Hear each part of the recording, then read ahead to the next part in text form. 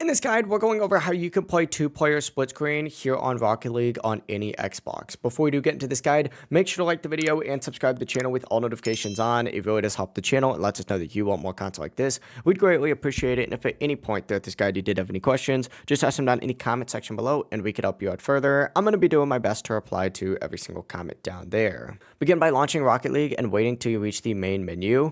And what you're going to want to do is just have a secondary controller connected to your Xbox. So pretty much load in a Rocket League with one account with one controller and then connect a second account with a second controller. Now, if the battery's dead, plug it in with a USB cable. As soon as it lights up, press the menu button or the three lines button, and you're going to see an option that says press any button to start or press any button to join. Now, you will need to sign into another Xbox account, and you have two different options for this. You can use an existing account. If you already have another account, just select it, or what you can do is create a new account, and you can set it up using your phone or another device using a quick email and an Xbox gamer tag. But as soon as they're done, sign in, and if you plan to play online, the second player will need a real Xbox account. Guest accounts will not work for online matches. But once both accounts are signed in, you'll see two cars at the bottom of the screen. You just got to go to play. And then from here, you can choose casual, competitive, training, whatever it might be. Select it and get loaded in. One thing I would say is in your settings, if you go to the gameplay tab right here, you're going to see a split screen layout tab. You can change this from vertical to horizontal if you would like.